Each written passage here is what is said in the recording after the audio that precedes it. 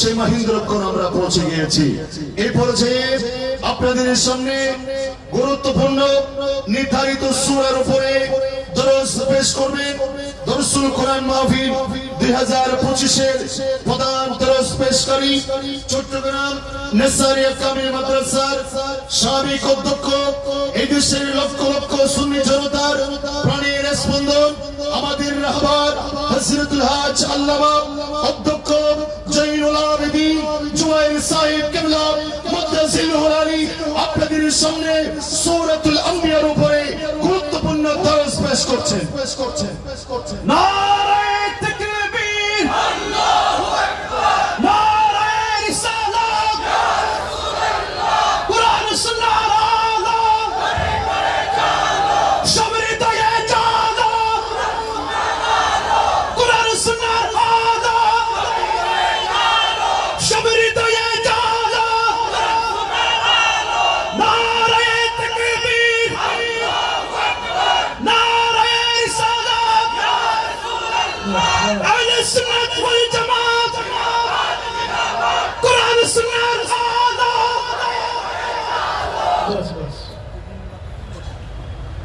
আসসালামু আলাইকুম ওয়া রাহমাতুল্লাহি ওয়া বারাকাতুহু।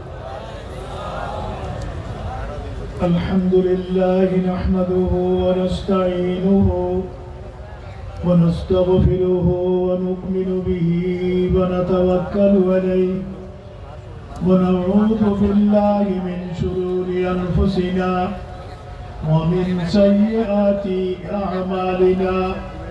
من يهده الله فلا مضل له ومن يضلله فلا هادي له ونشهد أن لا إله إلا الله وحده لا شريك له ونشهد أن سيدنا ومولانا محمدا عبده ورسوله أرسله بالحق بشيرا ونذيرا وداعيا إلى الله بإذنه وسراجا منيرا.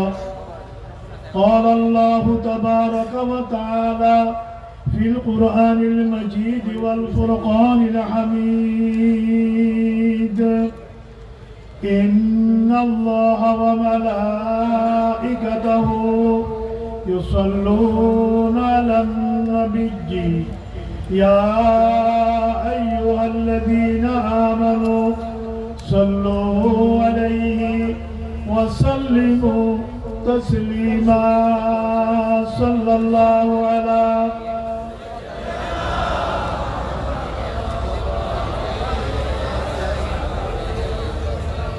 সবাই তো বললেন না, একটু বুলন্দ আওয়াজে, মোহাম্মতের আওয়াজে, খোলা আওয়াজে সবাই পড়তে কোনো সমস্যা আছে? সবাই বলবে। মঞ্চের সামনে দাঁড়ানো, রাস্তায়, যিনি যেখানে আছেন সবাই মোহাম্মতের আওয়াজে বলবেন। বালাগাল্লুলা বিকামালি কাশাফাত তুজা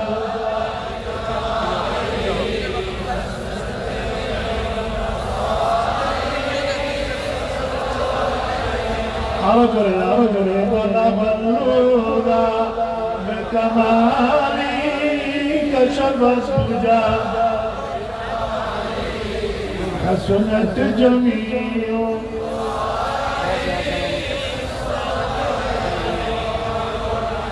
या मुस्तफा या मुजतबा इरहम अला इंसियानिना मजरूहतुन अमालुहा तमअ व ज़म्बा व ज़ुलम बलगल उला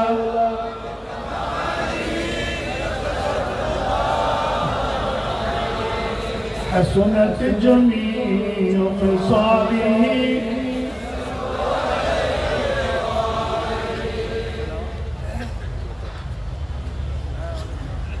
अंजुमने खुद्दामुन नास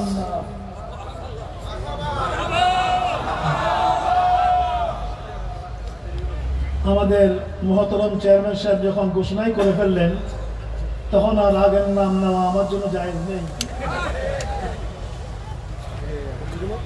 এটা আইন জারি হয়ে গেছে। কি বলেছি? আঞ্জুমানে এই সংস্থার মহতি উদ্যোগে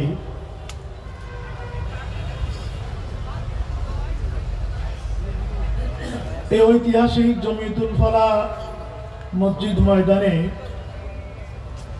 আয়োজিত এবারকার এই 22তম দরসুল কোরআন মাহফিলের সদরে মুকাররম সুসংগঠক বিশিষ্ট আলেম দ্বীন আল্লামা কাজী জসিম উদ্দিন সাহেব মদদুল্লাহ আলী,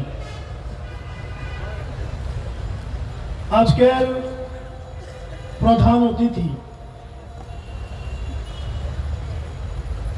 আমাদের সবার কলিজার চেয়েও প্রিয় মহান শখসিয়ত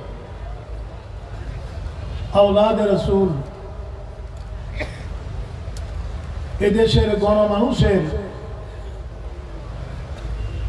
অত্যন্ত শ্রদ্ধেয় রাহবার, रहनुमाए शरीयत व तरीक़त व सियासत, बांग्लादेश अहले सुन्नत व जमातेर मोहतरम चेयरमैन अल्लामा सैयद बहादुर शाह मुजद्दिदी ज़ीदा मजदुहु इल्मुहु व करमुहु व लुत्फुहु, আমার ডান পাশে বসা শুধু বাংলাদেশের নয়, সারা পৃথিবীতে একজন ইসলামিক স্কলার হিসেবে যিনি পরিগণিত, আমাদের গর্বের ধন ডক্টর আল্লামা আব্দুল্লাহ আল মারুফ মদদুল্লাহ আলী, তার পাশে বসা আমাদের এই গর্ব এবং গৌরব ডক্টর আব্দুল ওয়াদুদ সাহেব, আমাদের ট্রাস্টি বোর্ডের আঞ্জুমানে খুদ্দামুন নাসের ট্রাস্টি বোর্ডের অন্যতম ট্রাস্টি, যিনি মূলত আমাদের ট্রাস্টি বোর্ডের সভাতে এই নামটা প্রস্তাব করেছেন, আমরা সবাই গ্রহণ করেছি, অধ্যক্ষ আল্লামা সৈয়দ মোহাম্মদ ফরিদুদ্দিন সাহেব কেবলা মদদুল্লাহ আলী, অন্যান্য ওলামা একরাম, সুধী মণ্ডলী, পীর মাশায়েখ, বুজুর্গানি দ্বীন,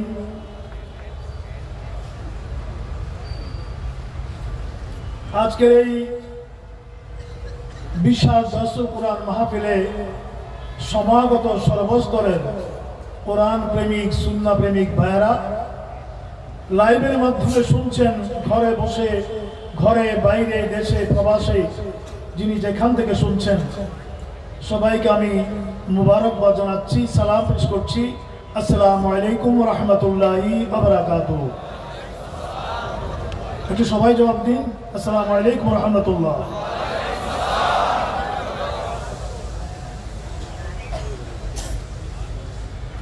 এবারকার মাহফিল অনন্য, কি বলেন, ঠিক কিনা? আপনারা কি ক্লান্ত? ঘুম আসছে কোনো? শীত আছে কোনো? অতএব রেসপন্স করবেন। আমি এত বড় একটা সূরাকে মুলাখাস করে সারমর্ম বানিয়ে এই বিশাল মাহফিলে, যেখানে আমার চেয়ে অনেক যোগ্য ওলামা একরামরা তাশরীফ ফরমা আছেন, সেটা আমার জন্য বড়ই কঠিন ব্যাপার। মনে পড়ে এই মাহফিলের অনেক স্মৃতি। 2004 সালে প্রথম সূরাতুল বাকারার উপরে খতিবে বাঙ্গাল, এই জমিয়তুল ফালাহ মসজিদের খতিবে মুকাররম, যার মতো ব্যক্তিত্ব আমরা আর পাবো কিনা জানি না। আমাদের না কেবল হাজার হাজার লক্ষ লক্ষ ওলামা একরাম উস্তাদ হুজুর আল্লামা অধ্যক্ষ জালালউদ্দিন আল কাদেরী রহমাতুল্লাহ আলাইহি কে স্মরণ করছে, আল্লাহ তাকে জান্নাতে উচ্চ মাকাম দান করুন। যার জানাজায় এই ময়দানে দ্বিতীয় কি তৃতীয় জানাজা এখানে হয়েছে, রাস্তাঘাট, এই মাঠ টইটম্বুর হয়ে গিয়েছিল। এই মাহফিলের দরসের শুরু ওনার মাধ্যমেই, এরপর থেকে সূরাত আলে ইমরান থেকে আমি খেদমত করছি। সময় অতিক্রম হতে হতে 22টা বছর চলে যাচ্ছে, বয়সও আমার বাড়ছে। নিজের ওয়াজের বয়সও প্রায় 45 বছরের কাছাকাছি। এখন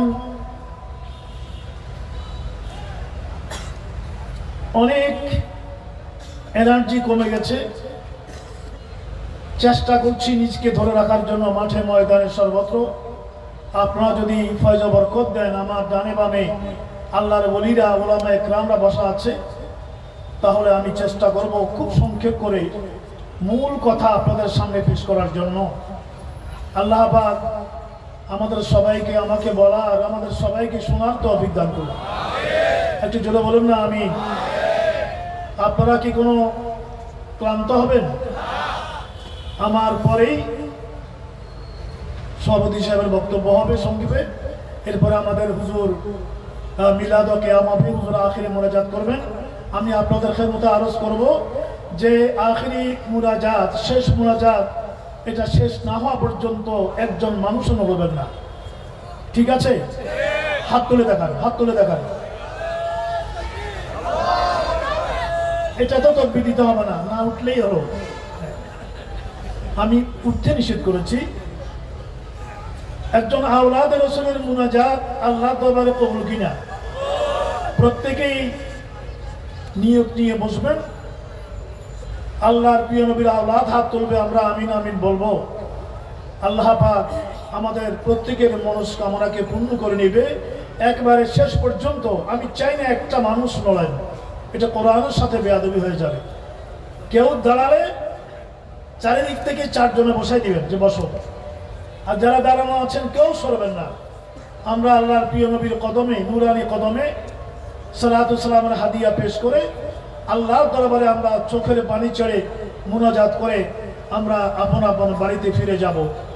আল্লাহ পাক কবুল করুন। সবাই জোরে বলুন না আমি। যেই সূরা আমি নিয়েছি এটা গতবার মনে আছে, সূরা তাহা মনে আছে আপনাদের? কি বলেছি কোন সূরা? ওটা 16 পারা শেষ হয়েছে আলহামদুলিল্লাহ। এই জাতীয় প্রোগ্রাম কোরআনুল কারীমের উপরে ধারাবাহিক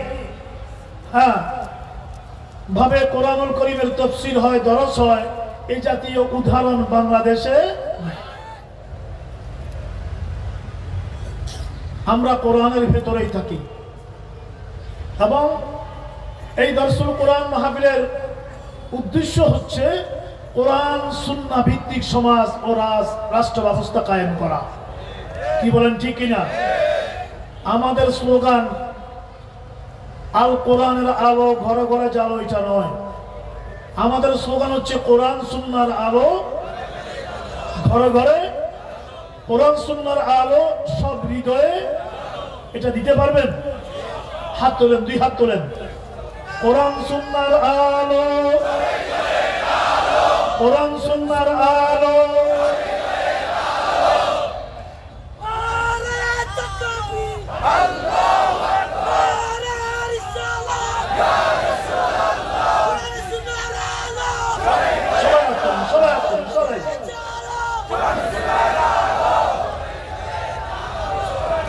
এদিকের মানুষগুলো বলছে না, এদিকে দাঁড়ানো গুলো সবাই একসাথে জোরে চলে, সবাই একসাথে জোরে চলে।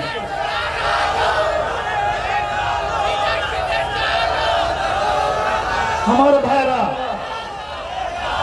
বাস বাস বাস হয়ে গেছে, হয়ে গেছে। সবাই শুধুমাত্র মাঠের মানুষগুলো নয়, যিনি যেখান থেকে শুনছেন মনে রাখবেন শুধু আল কোরআনের আলো নয়, আমার নবী হচ্ছেন কোরআনের নবী, হচ্ছেন প্র্যাকটিক্যাল কোরআন। কি বলেন ঠিক কিনা? উনি হচ্ছেন আল্লাহর প্যারা হাবিব, হচ্ছেন প্র্যাকটিক্যাল কোরআন। কোরআনকে প্র্যাকটিস করে বাস্তবে রূপায়ণ যিনি করেছেন সেগুলো হচ্ছে সুন্নাত। সেটাকে বাদ দিয়ে কোনদিন ইসলাম কায়েম করা সম্ভব নয়। তাই আমাদের স্লোগান হবে কোরআন সুন্নাহর আলো ঘরে ঘরে জালো, কোরআন সুন্নাহর আলো সব হৃদয়ে জালো। আল্লাহ পাক এই দর্শক কোরআন থেকে সে তৌফিক দান করুন। আরো জোরে বলেন আমি। সূরাতুল আম্বিয়া, এটা 17 পারার শুরুতে এই সূরা। এখানে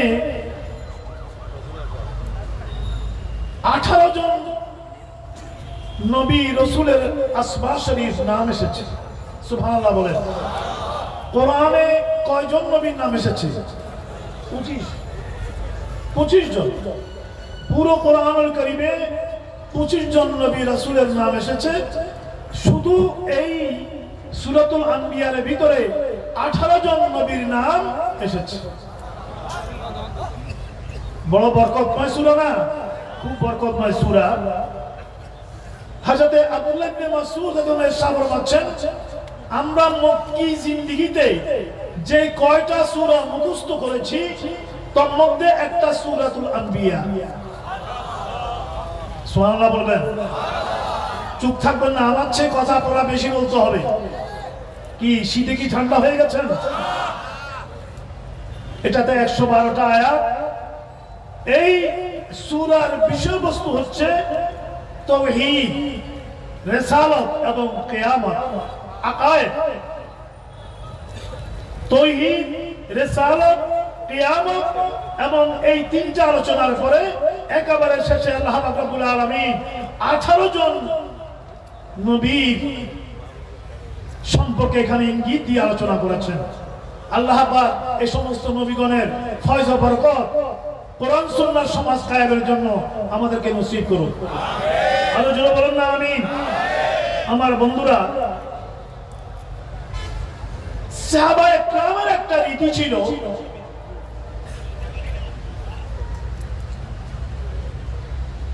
ওনারা সকাল থেকে একেবারে সন্ধ্যা পর্যন্ত, রাত পর্যন্ত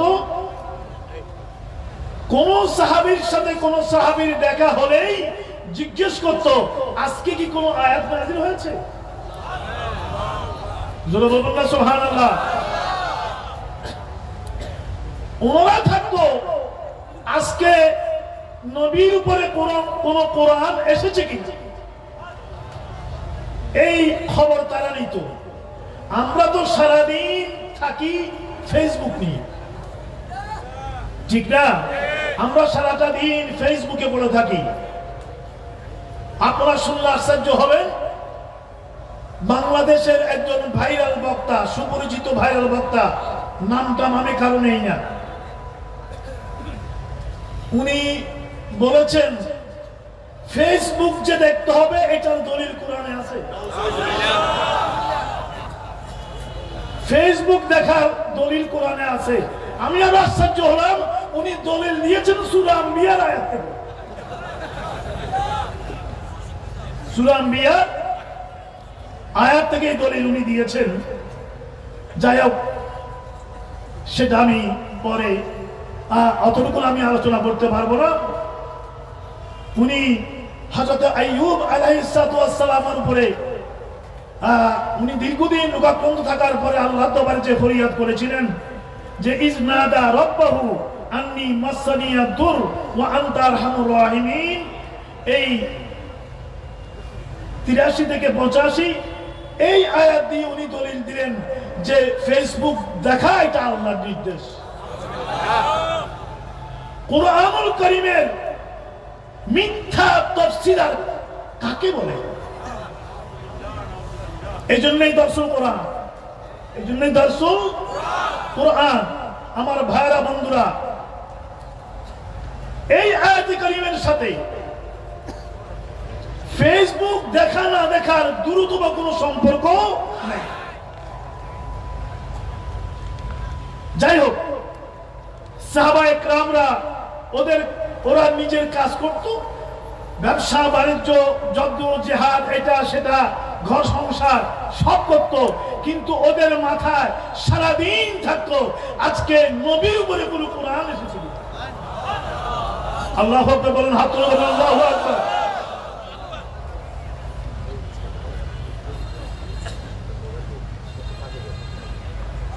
একজন সাহাবী উনি ওনার ঘর বানাচ্ছেন, ঘর বানাচ্ছেন। তৎকালীন সময় যেভাবে বানাতে হয় সেভাবে বানাচ্ছেন। ওই সময় আরো কয়েকজন সাহাবী ওনার পাশে দিয়ে যাচ্ছেন। উনি দাঁড়িয়ে জিজ্ঞেস করলেন, ও সাহাবীরা, তোমরা কি নবীর দরবার থেকে এসেছো? ওনারা বলল, হ্যাঁ, আমরা নবীর দরবার থেকে এসেছি। জিজ্ঞেস করলেন, তাহলে আমাকে বলো, আজকে কি নবীর উপরে কোরআনের কোন আয়াত নাযিল হয়েছে? ওরা বলল, হ্যাঁ, নাযিল হয়েছে। ওই ঘর বানানোওয়ালা বলল যে কোন আয়াত নাযিল হয়েছে? তখন ওই সাহাবায়ে কেরাম, ওই কয়েকজন সাহাবী এই সূরাতুল আম্বিয়ার প্রথম আয়াত পড়ে শোনালেন, ইকতারাবা লিন-নাস হিসাবুহুম ওয়া হুম ফি গাফলাতিন মু'রিদুন। যে এই আয়াতে কারিমা নাযিল হয়েছে, এটা অর্থ কি? মানুষদের জন্য তাদের শেষ হিসাব নিকাশের সময় নিকটবর্তী হয়ে গেছে, অথচ তারা গাফলাতের মধ্যে, ওরা বেখবর হয়ে, মূর্খতার কারণে ওরা এই হিসাব নিকাশের সময় যে এসেছে এটা থেকে নিজেদেরকে দূরে রেখেছে, ফিরিয়ে রেখেছে। এর দ্বারা ইঙ্গিত হচ্ছে কিয়ামতের দিকে। আপনাদের মনোযোগ আছে? এর দ্বারা ইঙ্গিত হলো কিসের দিকে?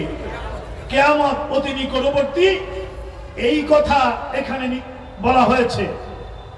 ওই সাহাবী যিনি ঘর বানাচ্ছেন, উনি তখন ঘর না বানিয়ে ওখান থেকে বের হয়ে দৌড় দিলেন আর বললেন, আমার নবী যখন বলেছে যে কিয়ামত নিকটবর্তী হয়ে গেছে আর হিসাব নিকাশ এই কিয়ামত হবে, রাসূলের উপর যখন এই আয়াত নাযিল হয়ে গেছে, আমি আর কেন ঘর বানাবো? আমি ঘর বানাবো না।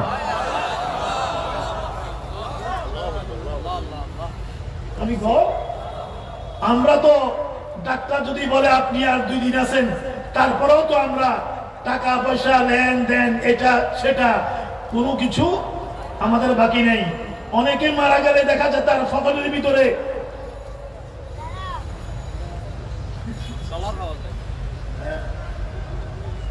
টাকা পয়সা তুলবার রসিদ বইও পাওয়া যায়।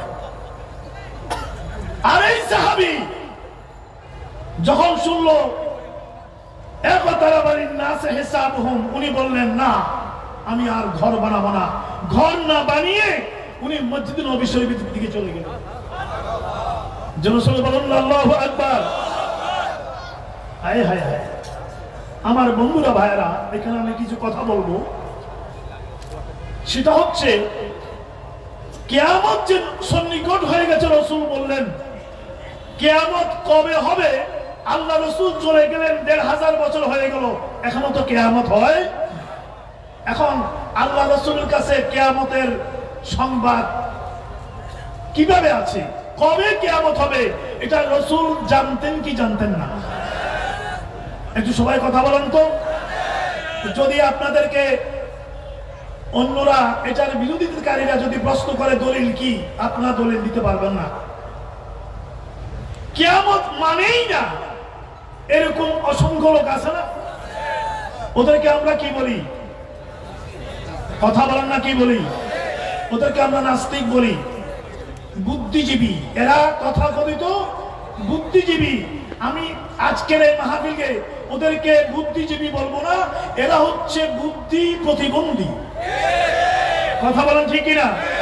এরা বুদ্ধি প্রতিবন্ধী। আমাদের মারুফ সাহেবের সাথে লেগে আছে বিশ্ববিদ্যালয়ে, মধুর সাথে, ওনারা ওদের সাথে অনেক ডিবেট করতে হয়, আমি জানি।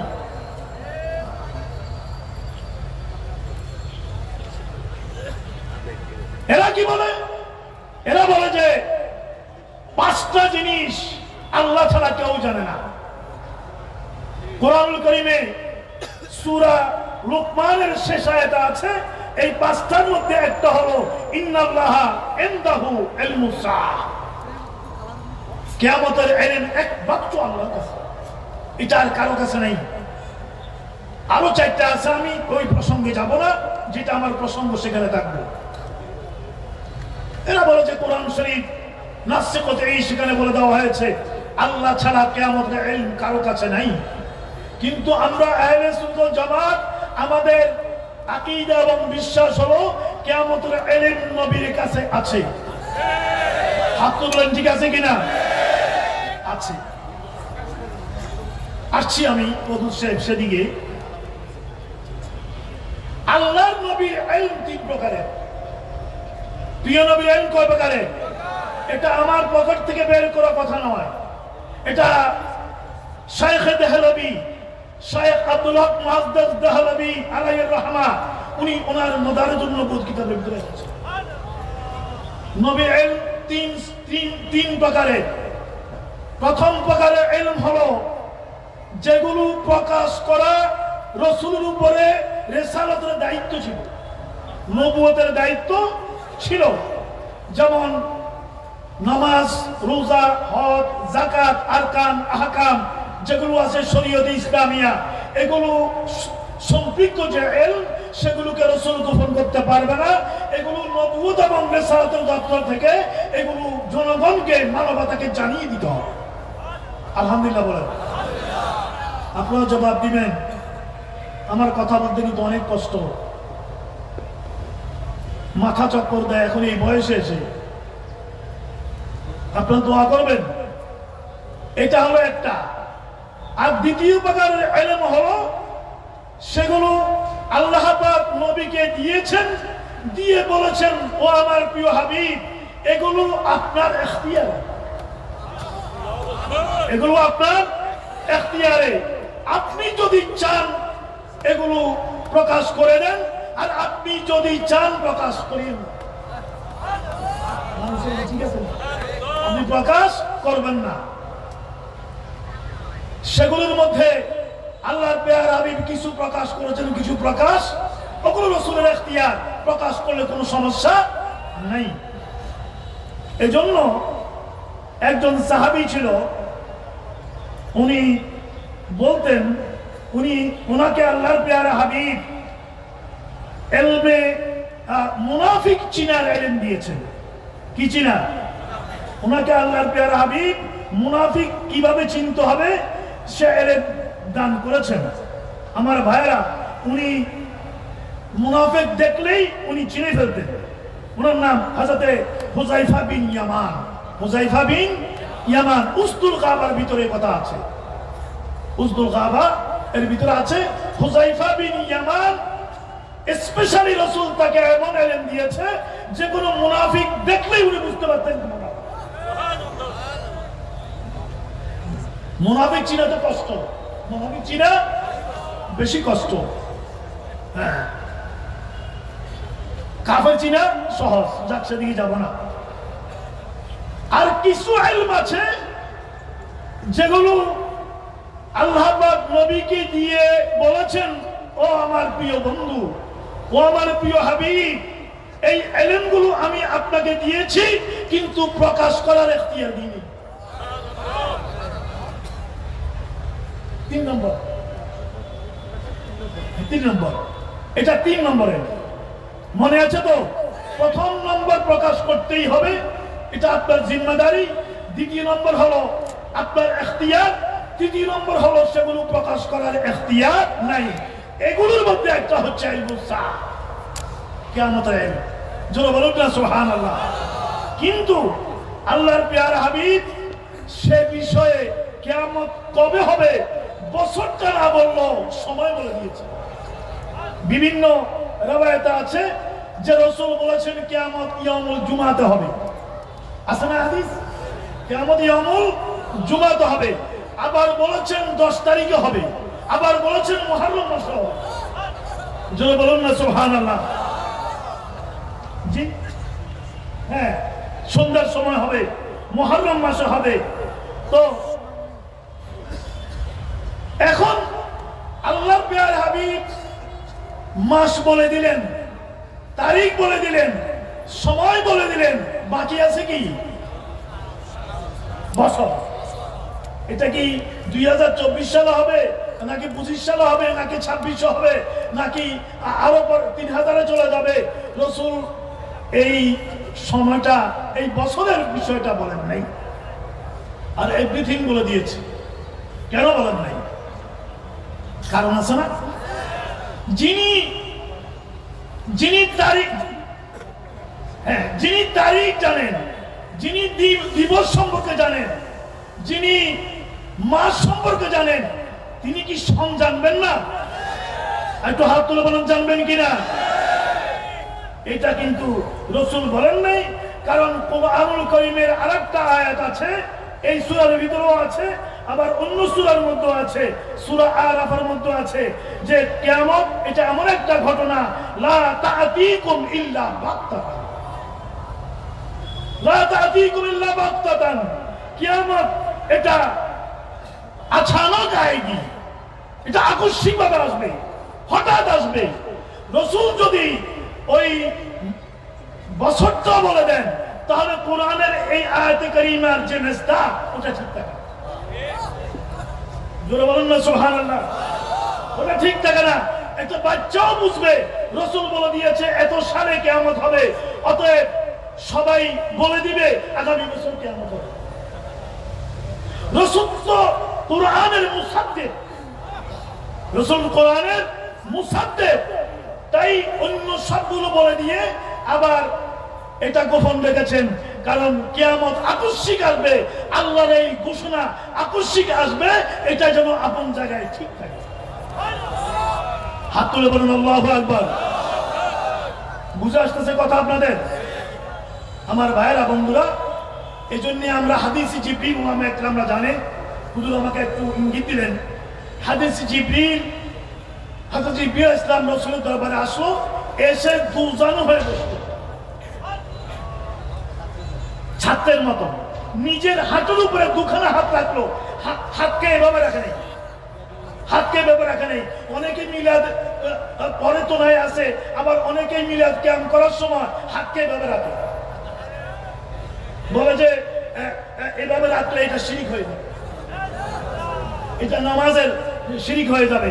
তো আমি একজন হুজুরকে বললাম, এভাবে বুকে রাখলে যদি এভাবে রাখলে শিরিক হয়, তো বুকে রেখেও তো অনেকে নামাজ পড়ে। আবার আরো গোষ্ঠীকে দেখলাম ওরা হাত ছেড়ে দেয়, দুই হাত ছেড়ে দিয়ে ওরা মিলাদে কিয়াম করে, মিলাদে কিয়াম করে। আমি বললাম এরকম কেন? ওরা বললো এটা নামাজের হালত। আমি বললাম হাত ছেড়ে নামাজ পড়া ওটাও তো একটা নামাজ আছে, ওটা তো শিরিক হয়ে যাবে। অতএব শিরিক থেকে বাঁচার জন্য এভাবে করা ছাড়া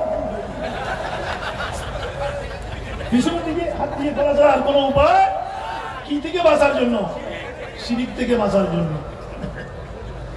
জিবরিল আমিন এসে নবীর সামনে ছাত্রের মতো বসলো, দুজানু হয়ে, আর নিজের জানুর উপরে দুখানা হাত ওইভাবে আদরের সাথে রাখলো, রেখে জিজ্ঞেস করলো, জি ইয়া রাসূলুল্লাহ, মাল ইসলাম,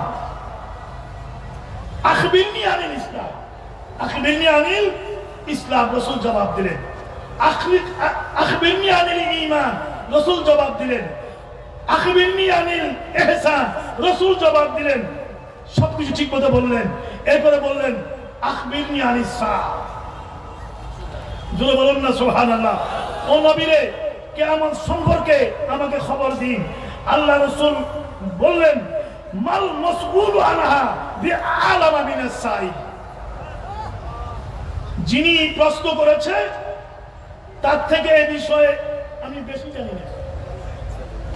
হ্যাঁ, তখন জিবরিল আমিন বলল, ইয়া রাসূলুল্লাহ, আপনি আখবিরনি আন আমারাত রাতিহা, কিয়ামতের কিছু আলামত আমাকে বলুন। রাসূল কিয়ামতের কিছু আলামতও বলে দিলেন। আর কিছু বাকি আছে? শুধু সনটা বলা, সালটা বলা বাকি আছে। তো যিনি কিয়ামত সম্পর্কে এত কিছু জানেন, তিনি যে সালটাও জানবেন না এটা নয়। এজন্য বুখারী শরীফের হাদিস আছে, এক আরবি সাহাবী এসে জিজ্ঞেস করলো, ইয়া রাসূলুল্লাহ, মাতা সাআ। আল্লাহ রাসূল বললেন, মা আ'দাত লাহা, মা আ'দাত লাহা। ও সাহাবী, কিয়ামত সম্পর্কে জিজ্ঞেস করছো, মা আ'দাত লাহা, কিয়ামতের ব্যাপারে তোমার কি প্রস্তুতি আছে? কি প্রস্তুতি নিয়েছো? সাহাবী বলল, ইয়া রাসূলুল্লাহ, কোনো প্রস্তুতি নেই। কোনো প্রস্তুতি নাই। আমার বেশি নামাজ নাই, বেশি রোজা নাই, বেশি আমল নাই, আসলে নাই তা না, সব আছে, কিন্তু ওটার কোনো বাহাদুরি নাই। আল্লাহ রাসূল বললেন কোনো প্রস্তুতি নাই কিয়ামত সম্পর্কে, তুমি তথ্য জানার জন্য কেন জিজ্ঞেস করছো? ইয়া রাসূলুল্লাহ, আমার একটা প্রস্তুতি আছে। কি প্রস্তুতি? উহিব্বুল্লাহ ওয়া রাসূলা। জোরে বলুন না সুবহানাল্লাহ। ও নবী রে, আমি আপনাকে ভালোবাসি, আমি আল্লাহকে ভালোবাসি, আপনাকে ভালোবাসি। আল্লাহ রাসূল বললেন তাই যাও, আনতা মা মান আহাবাতা, তুমি যদি আমাকে ভালোবাসো কিয়ামতে জান্নাতে তুমি আমার সাথে থাকবে। আমার বন্ধুরা,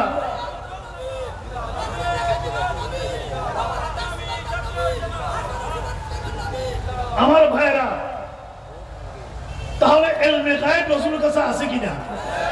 যারা ইলমে গায়েবকে অস্বীকার করে তাদেরই একজন মুরব্বী আমাদের চট্টগ্রামের মশহুর ওয়াইজ আলেম ছিলেন মাওলানা সিদ্দিক আজাদ সাহেব। উনি একটা কাব্যগ্রন্থ লিখেছেন আঁসুকা দরিয়া। আঁসুকা দরিয়া এটা ইলমে গায়েবের মুনকিরিন যারা, তারা ওনাকে বেশি মানে। উনি आंसू का दरियाর ভিতরে লিখেছেন, खुदा जिस आंखों से मख्फी नहीं है, खुदा जिस आंखों से मख्फी नहीं है, भला उससे खुदाई गायब है। জোরে বলুন না সুবহানাল্লাহ। সবচেয়ে বড় গায়ব হলো আল্লাহ। আল্লাযীনা ইউমিনুনা বিল গায়বে, যেই মহান জাতে পাক এই রজবুল মুরাজ্জব শরীফে আশ-শাযিবি মিরাজে গিয়ে সেই আল্লাহর সাথে দিদার করে এসেছেন।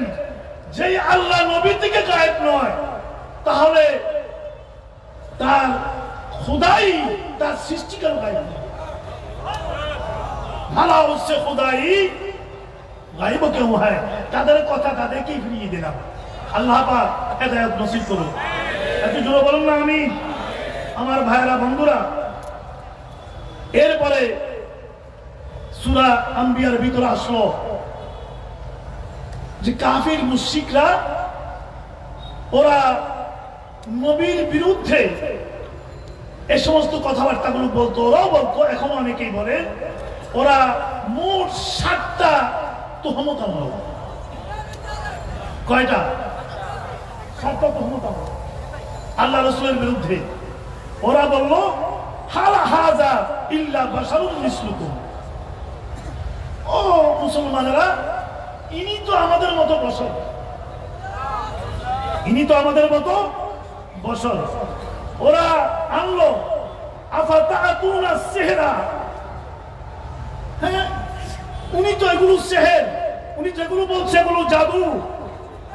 ওরা বলল বাল ক্বালু আবগাসু আহলামিন, ওনার এগুলো অলিক স্বপ্ন, এগুলো কোনো হইচই কিছু না, এগুলো অলিক স্বপ্ন। ওরা বলল বালিফ তারাহু, উনি মন গড়া কথাবার্তা বলেন। ওরা বলল বাল হুয়া শাইর, উনি একজন কবি। ওরা বলল আমরা চ্যালেঞ্জ করলাম, উনি কোন নিদর্শন নিয়ে আসুক। ওরা বলল উনি নবী হলে মানুষ কেন হবে? ফেরেশতাকে আল্লাহ নবী করে পাঠাতে পারলেন না? আমার কথা কি বোঝা যায়? একটু হাত তুলে বলুন সবাই, যারা যারা আছে, বোঝা যায়? এই ৭টা অভিযোগ ওরা তুহমত নবীর বিরুদ্ধে আনলো। আমার আল্লাহ বলেন, ও নবীরে, মূসাকে গালি দিয়েছে, আমি জবাব দিইনি। ঈসাকে গালি দিয়েছে, আমি আল্লাহ জবাব দিই নেই। নূহকে গালি দিয়েছে, আমি জবাব দিই নেই। অন্যান্য আম্বিয়া কিরামদেরকে ওরা তুহমত দিয়েছে, জবাব তারা নিজে দিয়েছে, আমি জবাব দিই নাই। ও নবীরে, আপনার উপর ৭টা তুহমত ওরা এনেছে, আপনি চুপ থাকুন, জবাব আমি আল্লাহ। বলুন না সুবহানাল্লাহ। আমি আল্লাহ জবাব দেব। আল্লাহ পাক রব্বুল আলামিন হাকামুল হাকিমিন এক একটা করে প্রত্যেকটি বিষয়ে জবাব দিলেন। এই যে বলল রাসূল একজন বশর, এটার জবাব দিলেন। এই বিষয়ে আমি খুব আলোচনা করব না, কারণ এই বিষয়ে আমি গত বছর আমি আলোচনা করেছিলাম, ওটা আপনাদের নিশ্চয় মনে থাকবে। এখানে শুধু আমি এটা বলবো যে আল্লাহর পেয়ারা হাবিব বশর, ঠিক আছে, মানুষ, এটা ঠিক আছে, কিন্তু আমার আপনার মতো মাটির মানুষ। রাসূল হচ্ছেন এমন এক আয়না, মনোযোগ আছে আমার বন্ধুরা, মনোযোগ আছে? রাসূল এমন একটা আয়না, যে আয়নার একটা রূপ লা ইলাহা ইল্লাল্লাহ, যে আয়নার একটা রূপ আল্লাহর দিকে, খালিকের দিকে, আরেকটা রূপ হচ্ছে মখলুকের দিকে। জোরে বলুন না সুবহানাল্লাহ। বুঝবার চেষ্টা করবেন, এগুলো কঠিন বিষয়। যেই রূপটা বান্দার দিকে, আয়নার সে রূপ বলছে কুল ইন্নামা আনা বাশারুন মিসলুকুম। কথা বুঝতে পেরেছেন? আর যে রূপটা আল্লাহর দিকে, সেটা বলছে ওয়ামা ইয়ানতিকু আনিল হাওয়া ইন হুয়া ইল্লা ওয়াহয়ুন ইউহা। জোরে সোরে বলুন না সুবহানাল্লাহ। আমি এই বিষয়ে গত বছর অনেক বিস্তারিত আলোচনা করেছি, এজন্য আজকে আর সেদিকে যাব না।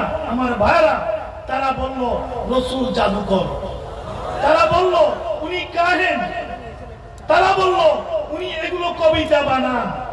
আমার ভাইরা, আল্লাহ রাসূল একদিন খানায় কাবার সামনে নামাজ পড়াচ্ছেন, মনোযোগ আছে?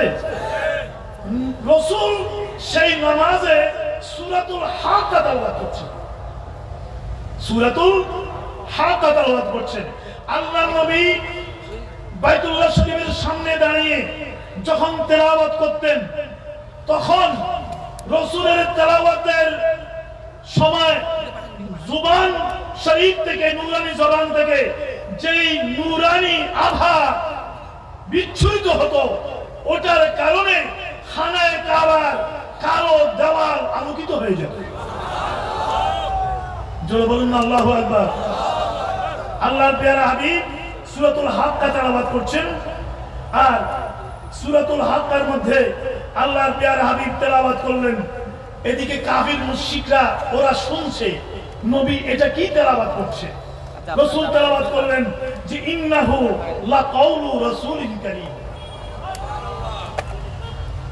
এটার উন্নত মানের ভাষা, শব্দচয়ন, সূরাতুল হাক্কার এই পারস্পরিক গাঁথুনি এরা শুনে এরা ভাবলো যে ইনি তো দেখি বড় শায়ের, বড় কবি।